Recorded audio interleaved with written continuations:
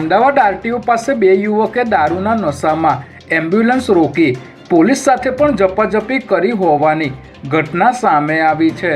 RTO પાસે રિક્ષા ચાલકે bike ચાલકને ઓવરટેક કરતા સમયે બંને વચ્ચે બોલાચાલી થઈ હતી, જે બાદ રિક્ષા ચાલક અને તેના સાથીએ રસ્તે જતા લોકો સાથે પણ ઝપાઝપી કરીને એમ્બ્યુલન્સ રોકવાનો પ્રયાસ કર્યો હતો, જે બાદ પોલીસ આવતા રિક્ષા ચાલકે પોલીસ સાથે પણ ઝપાઝપી કરી હતી। ત્યારે બાઇક ચાલકે ફરિયાદ નોંધાવી ન હોવાથી બંને યુવક સામે રાણીપ પોલીસ દ્વારા 151 મુજબ અટકાયતી પગલાં લેવામાં આવ્યા હતા।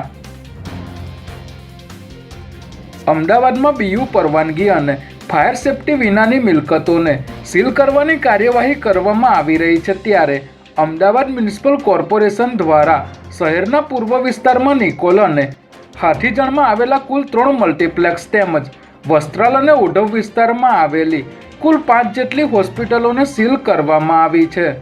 બીયુ પરવાનગી અને ફાયર સેફટીને લઈને નોટિસ આપવામાં આવી હોવા છતાં પણ કોઈ કાર્યવાહી ન કરવામાં આવતા છેવટે પૂર્વ ઝોનના એસ્ટેટ વિભાગ દ્વારા સીલ કરવાની કાર્યવાહી કરવામાં આવી હતી।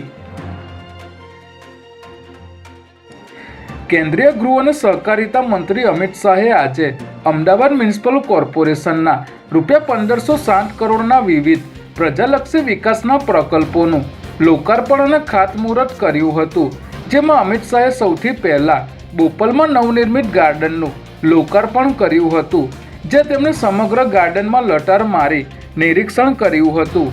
ત્યારબાદ સરખેજમાં આવેલા સખરી તળાવનું નામાભિધ્યાન કર્યું હતું અને ત્યાંથી વસ્ત્રાપુર જવા રવાના થયા હતા, જ્યાં તેઓએ નરસિંહ મહેતા તળાવનું લોકાર્પણ કર્યું હતું, જ્યાં ધારાસભ્ય અમિત ઠાકર, રાજ્યમંત્રી દર્શનાબેન વાઘેલા તથા ભાજપના સ્થાનિક નેતાઓ પણ હાજર રહ્યા હતા।